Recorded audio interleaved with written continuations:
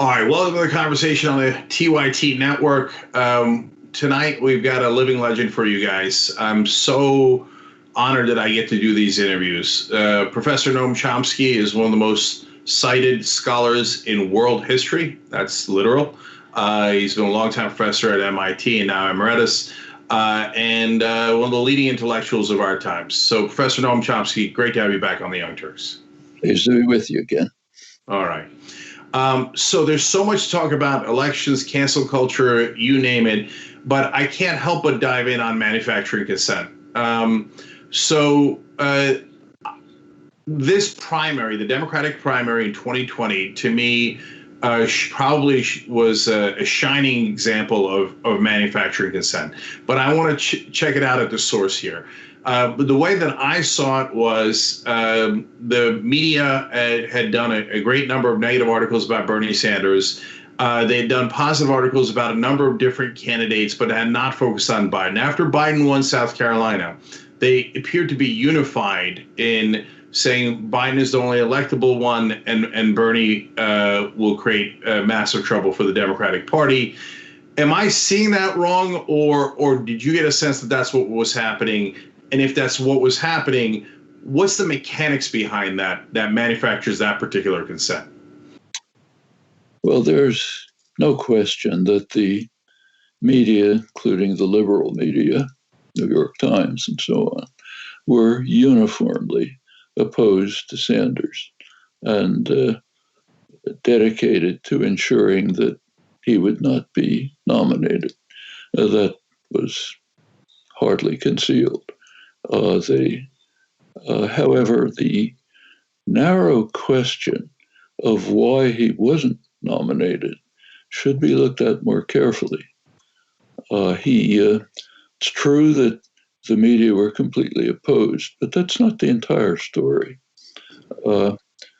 If you look at the exit polls and so on, it seemed that Sanders was counting on a surge of young voters. Didn't materialize. That was one gap. He basically lost two important constituencies, women and Afro-Americans. Now, the exit polls indicated that they tended to support Sanders' programs, but felt that he would not be able to reach out to construct a broad enough coalition to defeat Trump, which is the overwhelming concern for pretty obvious reasons.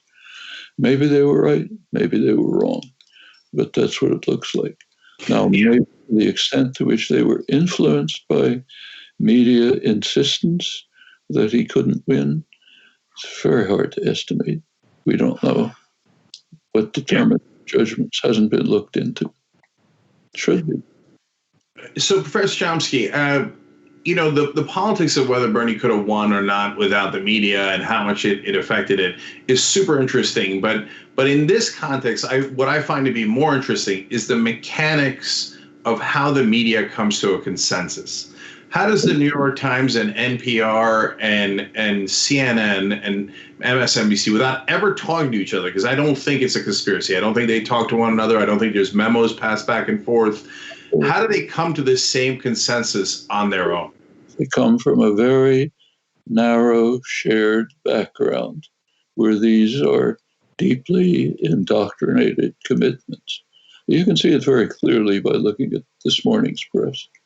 So, for example, there's, I think it's in the Washington Post, an article on the convention, the primaries, who spoke last night, what they said, and so on. And it's very striking to see that what they say is that there was a small voice, didn't dominate, for the far left, notice, far left positions of Bernie Sanders. And then it names the far left positions. What were they? Universal medical care and free higher education. Can you think of a country that doesn't have universal medical care? In the developed world, we're the only one. That's far left. How about free higher education? All over the place. Uh, Finland, the country that does best in international comparisons, rich country. Germany, rich country. Mexico, poor country. What they call far left is trying to rise to the level of other countries. That tells you something. That tells you where that consensus lies. The consensus is so far to the right that what is normal throughout the world is, in comparable countries, is called far left. Well, that's an example of how indoctrination works. Now, it's not that they talk to each other and say, let's all be on the far right. It's just, it's kind of like the air you breathe.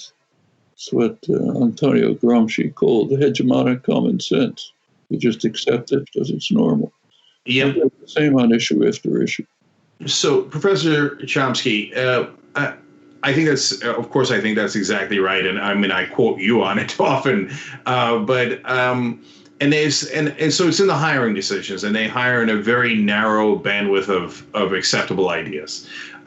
So, given that, is there any hope for the mainstream media or corporate media? Or are they forever going to be economically conservative because of the invisible hand of the market and this process that we have talked about? There's plenty of hope. They're a lot better than they used to be. I mean, we've forgotten what it's like. But if you have a nice long beard, you can remember, you can go back to earlier years.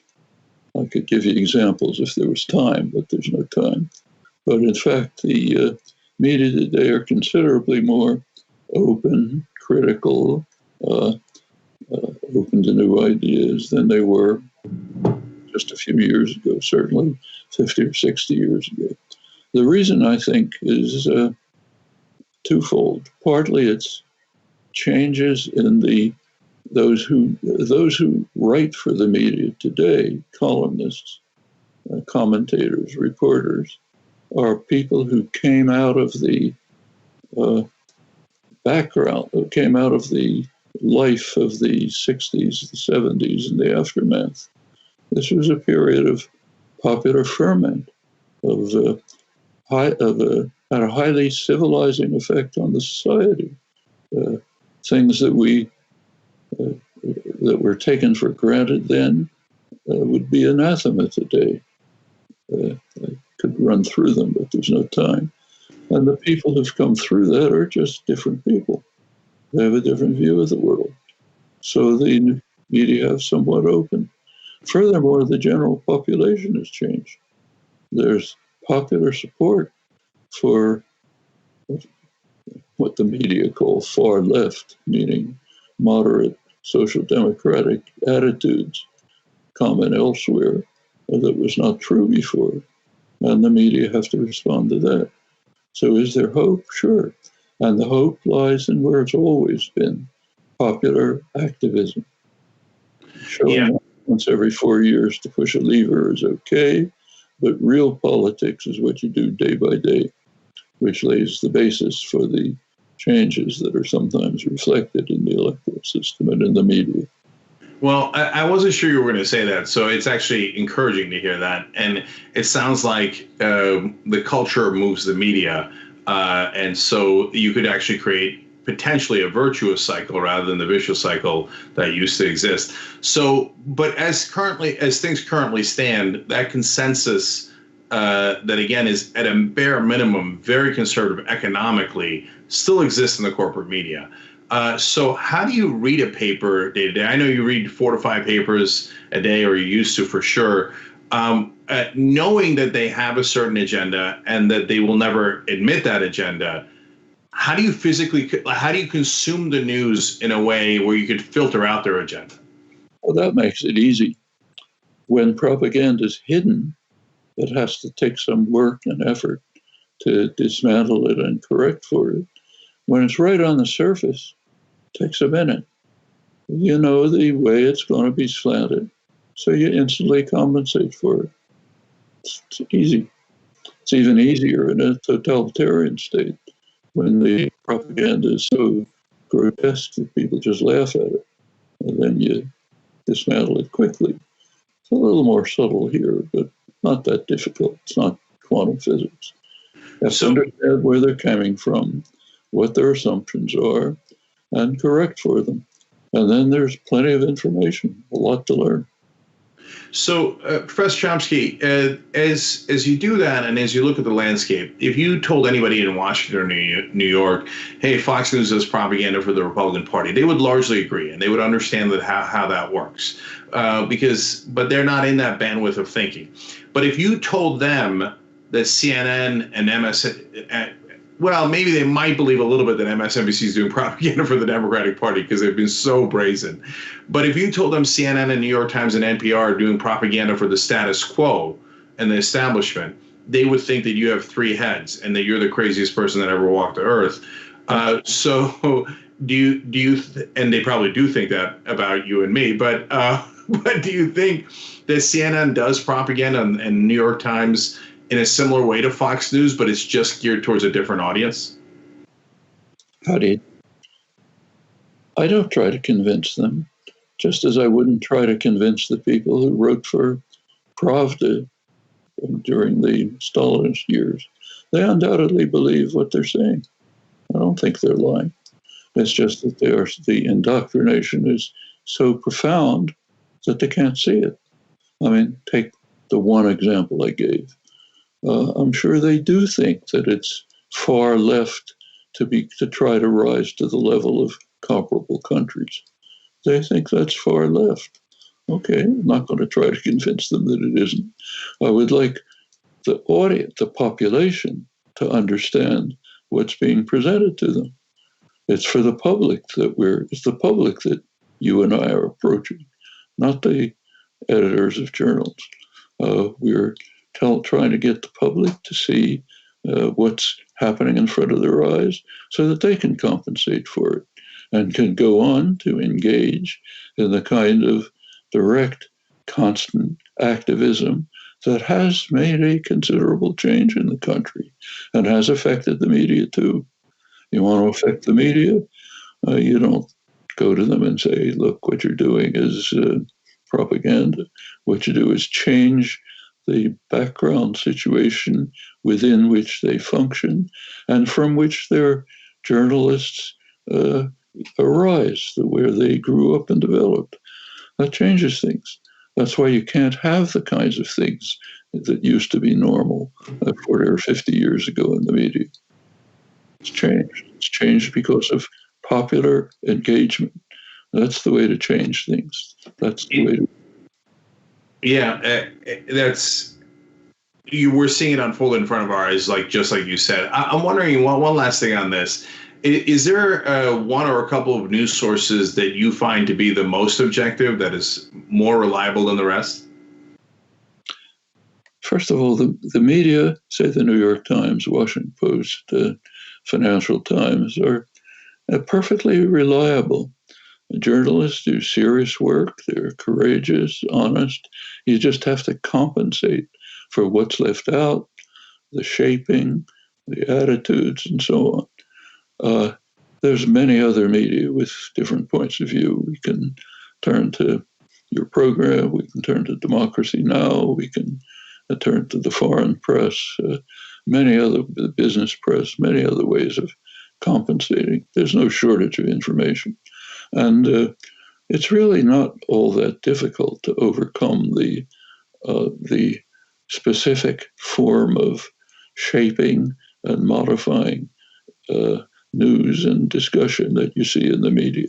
Once you understand how it works, you quickly compensate for it, pick what's valuable, compensate for the rest. Yeah, we try to help our audience for what it's worth by simply declaring our perspective so that they know what they're getting. And we hope that that's a little helpful. We're progressive and we don't mind saying it. I think that pretending that you don't have a perspective is problematic. Ridiculous. Everyone does. You do. I do. We just try to be open and clear about it, not conceal it.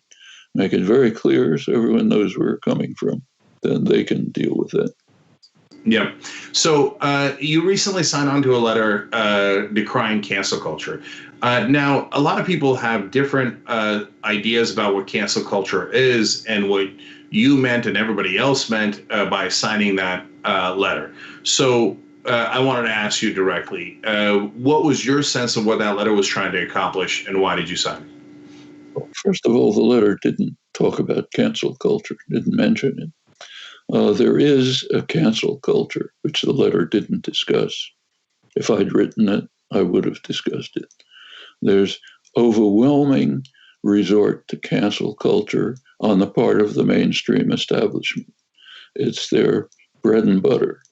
I can give you plenty of examples from my own experience, ranging from being cut off at the last second from talking on NPR because an executive didn't want me to be on, to closing an entire publisher and destroying all its stock because an executive didn't want a book of mine to distribute, and plenty more in between.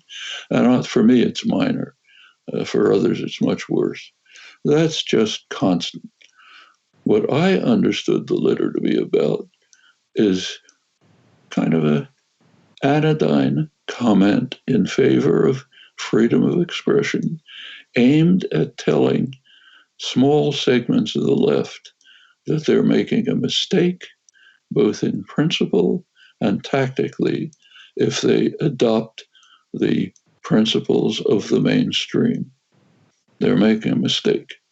And I tell them directly. So if you don't like Charles Murray giving a talk, the wrong way to deal with it is to break up his meeting. It's wrong in principle, and it's a gift to the far right and to him. The right way to deal with it is to set up a counter meeting in which you talk about what he's saying, use it as an educational opportunity. Everyone gains from it. If you break up the meeting, you're giving the right wing an opportunity to say, we're the good guys. We have to protect ourselves against these thugs over there.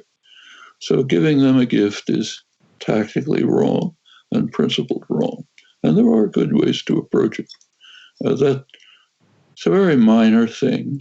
I say it all the time to people on the left.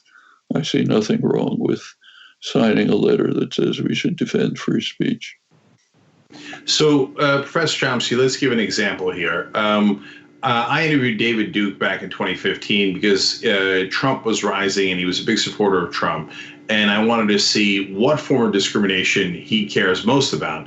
And I thought it was informative because I thought he was going to say against Latinos or Muslims or African Americans, but he didn't. He mainly focused on Jews.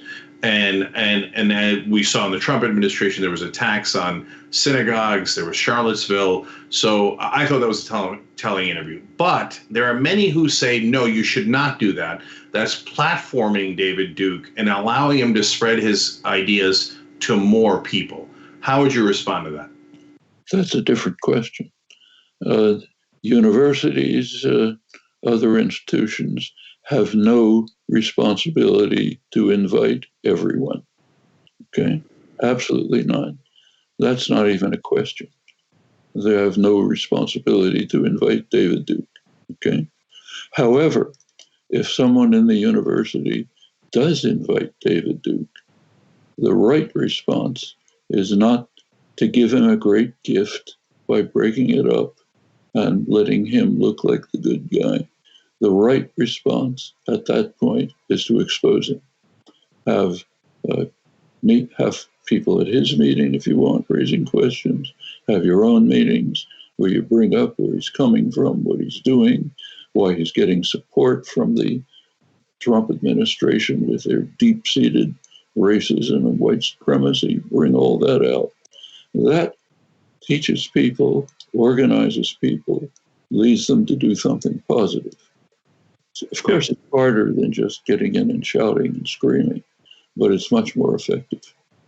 Right. And I thought the right way to handle it, from my point of view, was to challenge every one of his assertions with facts and show how silly he is. But all right, I want to use the remaining time to talk about perhaps one of the most important elections of our lifetime, this one.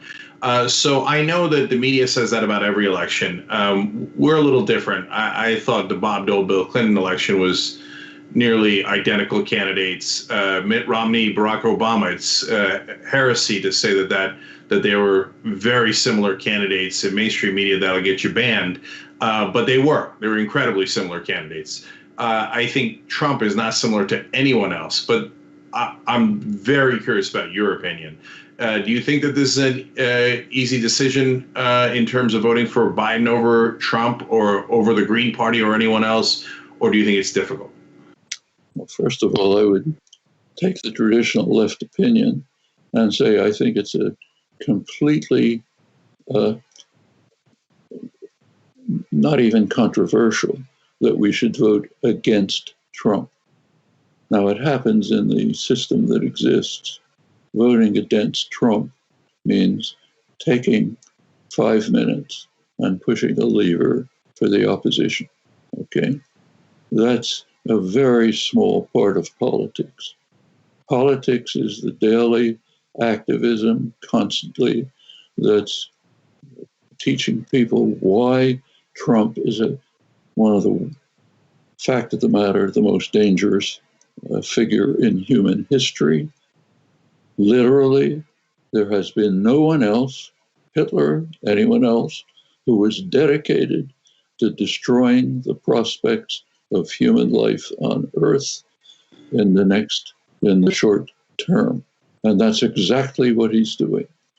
Just take the last couple of days, which are typical, opening up new, in this case, a wildlife reserve, a new region in the Alaska for fossil fuel exploitation, cutting back regulations on release of methane. And we see this daily. Everyone is driving a spike into the possibility of organized human society. He does it with wonderful delicacy, like these last two decisions happen to coincide with the report that the Greenland ice is probably reaching an irreversible tipping point and melting. I mean, we have a very severe problem. We have an individual who stands alone in the world of any significant person in trying to make the crisis worse,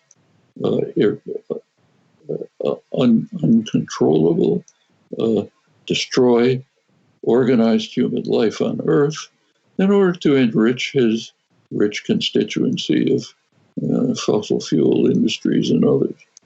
There's been nothing like this. There is simply no question about who to vote against.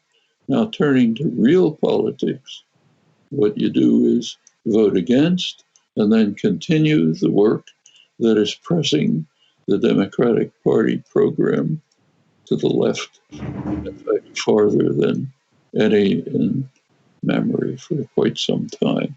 Didn't happen because they underwent a religious conversion. They underwent it because of groups like Sunrise Movement, other activists who were pressing all the time, were able to get a number of very good progressive delegates elected. They were able to change. Sanders had enormous success in shifting the range of discussable issues and even getting the DNC, much against their will, I have no doubt, to accept a program that's well to the left of anything preceding. That's real politics. You also take a couple of minutes to do something that is so obvious that we shouldn't even be discussing. Press the lever to get this malignancy out of our lives. And it has to be an overwhelming vote, remember. Ordinarily, when I'm asked, I would say that if you're not in a swing state, sometimes even if you are in a swing state, if it doesn't matter. But if you're not in a swing state, do what you like. Don't vote green, whatever it is. This time's a little bit different. We have a person in office who is unique in the history of parliamentary democracy. He has already made it very clear that he does not intend to accept the outcome of an election if he loses. They're very clear. And there are now high-level discussions, not out of the fringe, about the ways he might do it. It's all very possible. Now it gets harder for him to pull off this dictatorial scheme if there's an overwhelming vote against it. So in this particular case, my own opinion is even in a swing state, one should vote against it. This is a unique moment. There has not been anyone like this. It's not just me who thinks so. You can read the same thing in the State and Conservative Financial Times of London, where they comment and say it'll be terminal if he's elected. So, Professor Chomsky, I got to ask one more question then. I think he's an existential threat to democracy itself. Bernie Sanders said likewise last night. You seem to be indicating something similar to that. But you also mentioned that he was, I don't want to misquote you, you're right here, but it sounded like you were saying that he's worse than Hitler mainly on the issue of climate change, because it's an existential threat to all of us. Right. Now, if that's true, isn't the entire Republican Party and some Democratic politicians that still take money from fossil fuel companies, if any of them deny climate change and in any way slow down efforts to fix it, wouldn't they be in the same camp as Trump then? They're all culpable.